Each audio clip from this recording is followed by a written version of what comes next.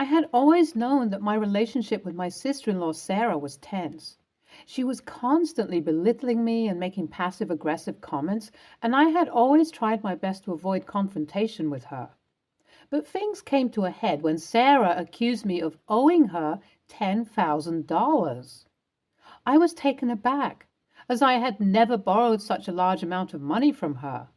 However, Sarah was insistent, and my husband seemed to believe her.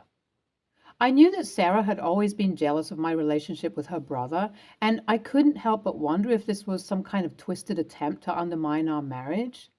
But I refused to let her get the best of me. I confronted Sarah, calmly explaining that I had never borrowed any money from her and that her accusations were baseless. But she refused to back down, insisting that I pay her back immediately. To make matters worse, my husband seemed to be taking Sarah's side.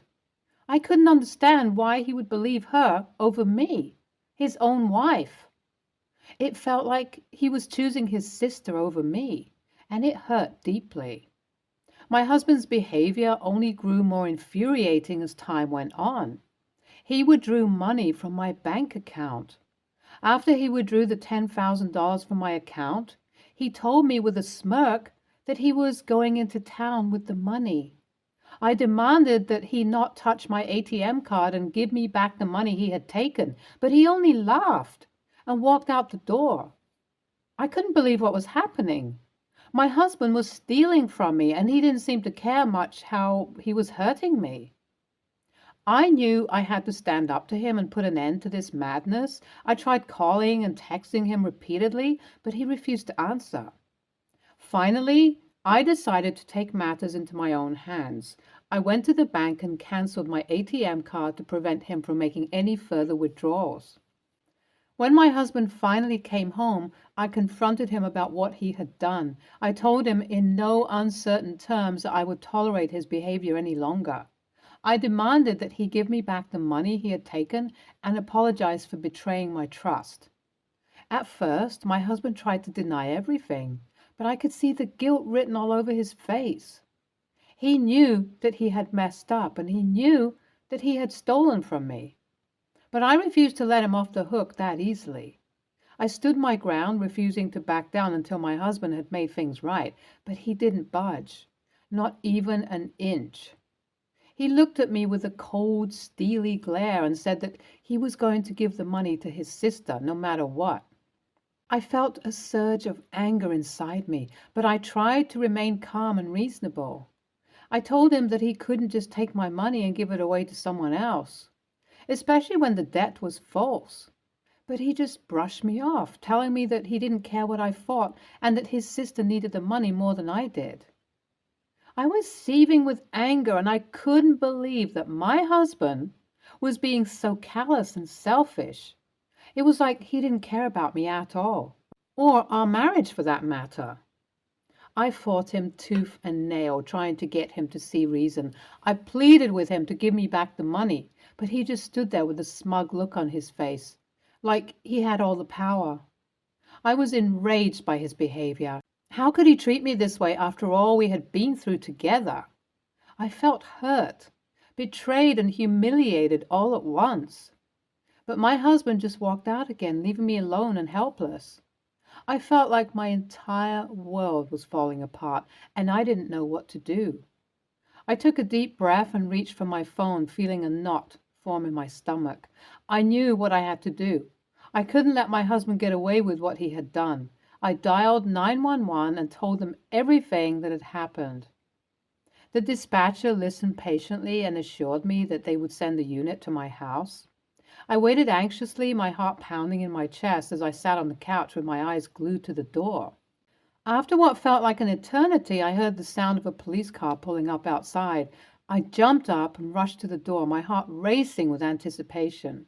The two officers who came to the door were friendly but firm as they questioned me about what had happened.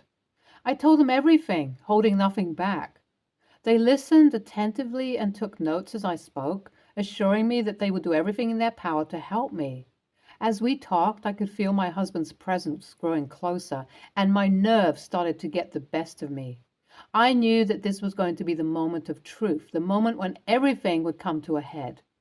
Just as I had predicted, my husband walked in the door a few minutes later, a look of shock and disbelief on his face as he saw the police officers in our living room. "What's going on here?" he demanded, his voice rising with anger. The officers calmly explained the situation to him, telling him that they had received a call from his wife and that they were there to investigate a possible theft. My husband was taken aback, clearly not expecting this turn of events. He stammered and tried to make excuses, but the officers were firm and insistent. They demanded that he hand over the money he had taken from my account, and he begrudgingly told them that the money was with his sister. They were not going to let him off the hook that easily. The shock on his face was palpable, and I could tell he was not expecting this turn of events. I watched as he was handcuffed and led outside to the waiting police car. He looked back at me with a look of fear and desperation, but I could only stare at him with the steely gaze that he had given me before. I was done with him and his lies. It was time for him to face the consequences of his actions. My husband begged me not to go through with it, saying that he would make things right and pay me back every penny he had taken. But I knew that I couldn't trust him anymore. He had betrayed me in the worst possible way, and I wasn't going to let him get away with it. The officers took my husband to his sister's house. Sarah was standing outside as the officers approached her house. I could see the fear in her eyes. She quickly ran inside and shut the door, trying to avoid the confrontation, but the cops weren't going to let her get away that easily. They knocked on the door and demanded that she come out. Sarah hesitated, but eventually opened the door and was immediately confronted by the officers. She looked at her brother, handcuffed, and began to cry. She tried to explain herself, saying that she was just trying to help her brother, but the officers were not interested in her excuses. They demanded that she hand over the money that had been taken from my account. Sarah hesitated for a moment, but eventually handed over the cash, tears streaming down her face. But things were about to get worse for her.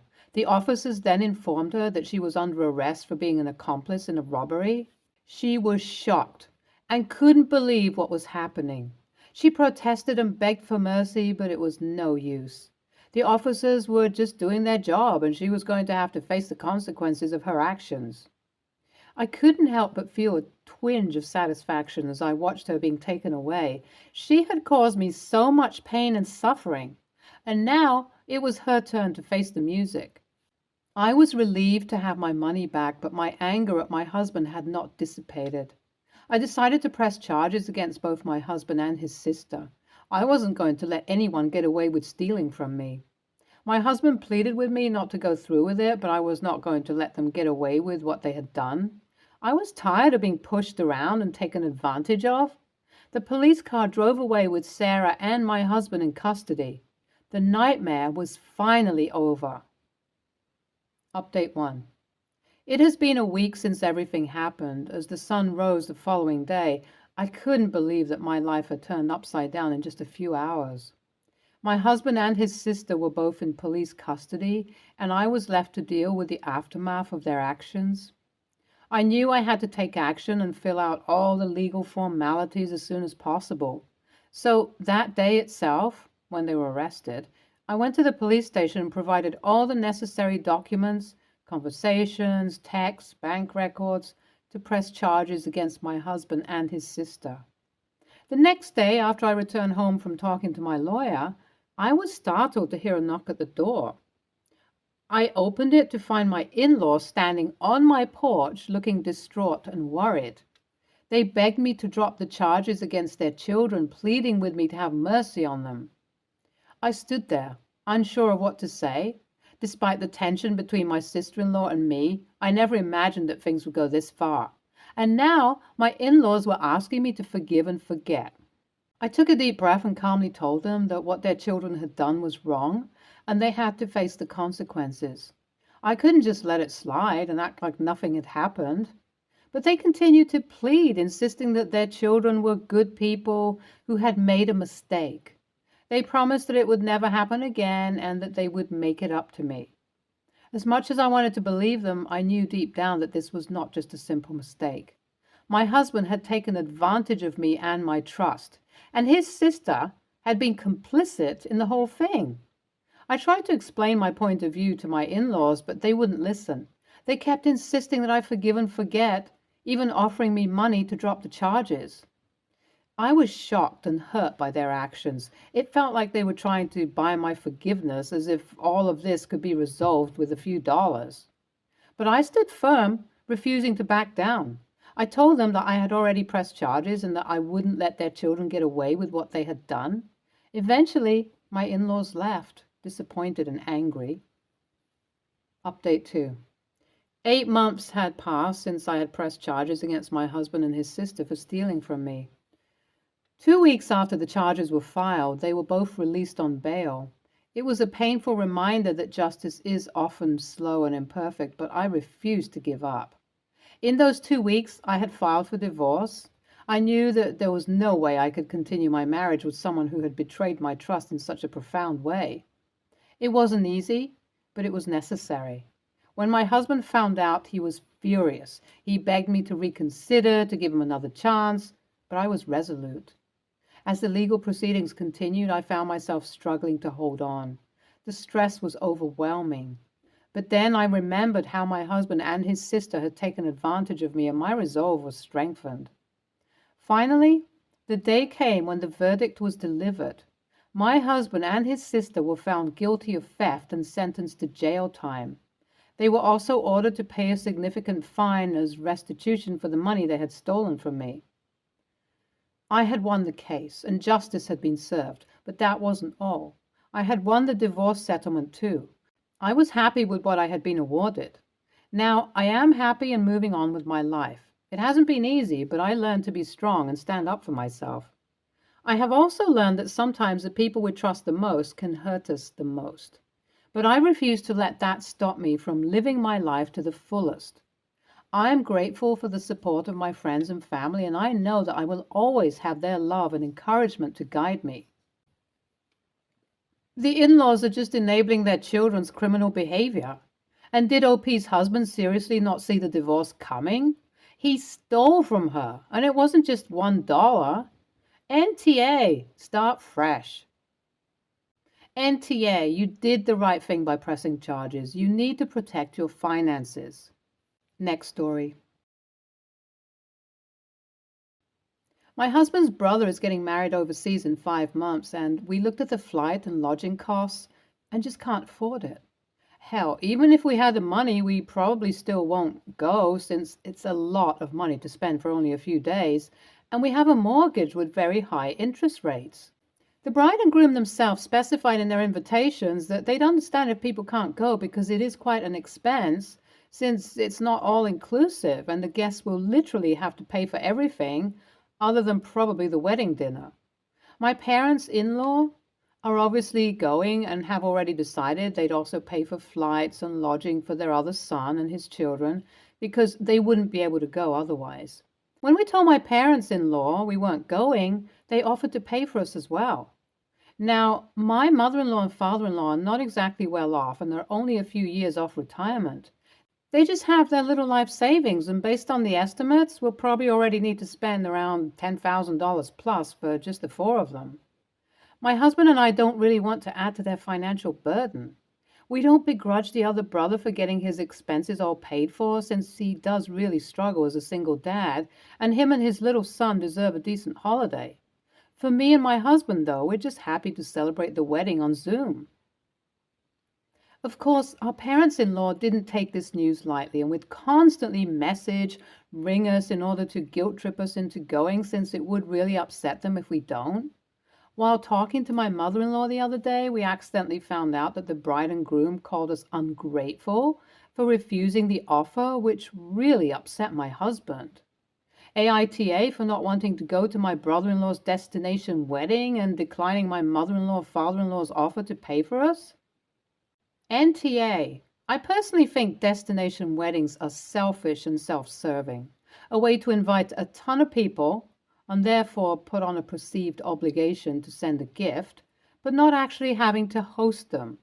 It's not just the expense. Most people don't have unlimited PTO or vacation time. When you decide to have a destination wedding, you are basically deciding how people will use their precious time off. Sorry, someone else's wedding doesn't sound like my idea of a vacation. It is not ungrateful to not want someone squandering their savings for your sake. If the bride and groom want you there so badly, they either need to move the wedding back stateside or pay your expense themselves. It's the risk you take when you choose to have your wedding far away from your family. NTA. If the bride and groom want you there so bad they can offer to pay instead of making a couple of seniors living on a fixed income, do it. What if your husband asked his brother to pay for just him to go? Would that be okay? Maybe the couple could afford to fly a single person out, and it is his brother. Just make sure they don't try to ask to get reimbursed by your in-laws. Next story. Some background. Hannah, 26, female, and I, 25, female, have been best friends for 4 years. She's still studying full-time, whereas I have been working for the last few years while we have had this friendship. It's become the norm for me to pay for both of us when we go out and do something together because she obviously doesn't have money as she's not working at all. Let me just say that I have never minded this dynamic, and I always let her know that I'm okay with paying for her. Last night she texted me asking to make plans and saying that she would love to see me and spend time with me, as it's been a few weeks since we have seen each other. She also lets me know she doesn't have any money but would love to do something with me. She tells me that she doesn't have a lift home or money for Uber, so I told her I would pay for us at the bar and I would gladly take her home afterwards. I wait around for about 2 hours for her to let me know she's ready, and we finally meet at the bar. Once we get inside, she casually lets me know she invited a guy she's been talking to. This was their first time meeting, and that he's sitting waiting at a table for her by himself. Of course, this confused me because why would she not mention this earlier? I didn't say anything to her until later in the evening after I'd been paying for everything and awkwardly sitting there third-wheeling between them. I told her I felt a bit used, and it seemed like she only invited me because she needed me to fund her date. We ended up getting into an argument, so I decided to leave and go home. I told her to find her own way home and walked out. This morning I woke up to a text from one of our mutual friends telling me I'm an AH for leaving her at the bar, knowing she didn't have a lift home. I do feel bad because maybe I should have taken her home instead of leaving her there. AITA? Edit for extra info. Her cousin dropped her off at the bar and I drove in my own car. NTA, but let's be fair. Did you really know she didn't have a ride home? Because she lied to you and manipulated you about everything else that evening. How were you to know she was telling the truth about the ride? Especially since usually people dependent on others don't fight with them if they don't have a backup plan. I mean, now it's obvious that she might have been telling the truth there, but it was reasonable to assume that she wasn't being truthful. By the way, I have been the person who relies on the generosity of others, and I want you to know that I always offer to spend time in free and/or cheap places first, and will do little things like baked goods to repay favors. One of my favorites is walks in the woods. If your friends are insisting on places where money needs to be spent, they aren't your friends. NTA, I've literally had some similar situations like this with friends who I thought were super close with, and am no longer friends with these people because I put up with this BS like this for so long. I finally stopped dealing with friends like this, and my life is so much better now. Maybe not as social on the regular, but I still get out there. And I actually enjoy drinking and meeting with new people. Maybe not best friends, but you'll see them around and it's almost better. Stay tuned for more stories from our girl relationships.